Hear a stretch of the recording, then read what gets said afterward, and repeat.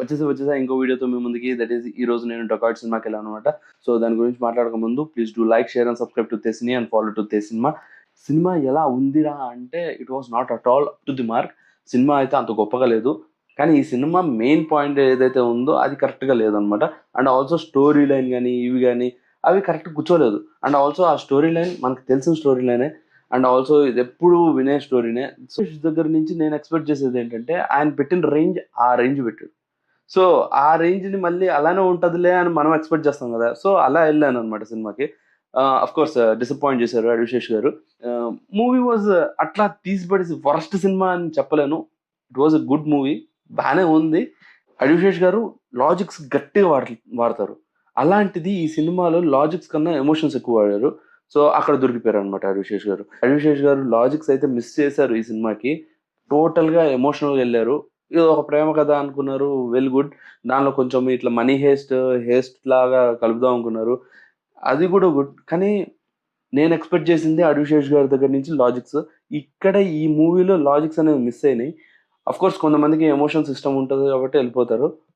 So అదొక్కటి మాత్రం నాకు బ్యాక్ డ్రాప్ అనిపించింది ఈ సినిమాకి. ఇంకా ఈ సినిమా గురించి ఇంకేమైనా మాట్లాడాలి అంటే సాంగ్స్ గురించి మాట్లాడాలంటే ఒక సాంగ్ రూబా రూబా అనేది బాగుంది పాట. పిక్చరేషన్ బాగుంది, ఆ చూపించే విధానం బాగుంది, ఆ golden hour style of making బాగుంది. ఇంకొక పాట ఉంది, చుచ్చుబుడ్డ టచ్ బడ్డి. ఆ పాట ఎందుకు పెట్టారు అసలు నేను జోనితా గాంధీని తెచ్చి ఆ డ్యాన్స్ చేపించి అంత అవసరం లేదు. కానీ అంత నాకైతే అస్సలు అది ఎక్కలేదు. అండ్ ఆల్సో అడివిశేష్ గారికి కూడా ఆ మాస్ క్యారెక్టర్ నాకు అస్సలు కనెక్ట్ కాలేదు. బికాజ్ ఆయనకి క్లాస్గా ఉంటే ఎంత బాగుంటుందో మాస్ అస్సలు కనెక్ట్ కాదనమాట. సో సరే ఎమోషన్స్ పెట్టారు, ఎవరు యాక్టింగ్ బాగాలేదంటే అందరు యాక్టింగ్ బాగుంది, కానీ ఆ ఇంపాక్ట్ అనేది క్రియేట్ కాలేదు. ఫస్ట్ ఆఫ్ ఆల్ అడివిశేష్ గారు ఆయన ఎమోషనల్గా ఎక్కువ చేయరు. దీనిలో కొంచెం కొత్తగా ట్రై చేశారు, కానీ అదంతా సూట్ కాలేదనమాట.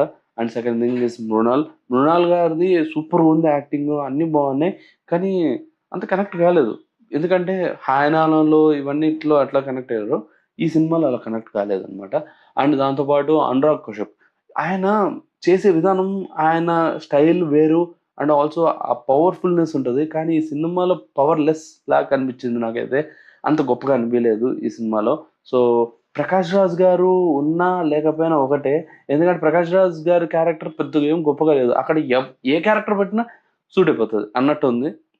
సో అంతే, దీనికి మించి నేను ఇంకేం చెప్పలేను ఈ డొకాయిట్ సినిమా గురించి. సో మీ ఒపీనియన్, మీ థాట్స్ కింద కామెంట్ సెక్షన్లో చెప్పండి. So this is my opinion about Dacoit అనమాట.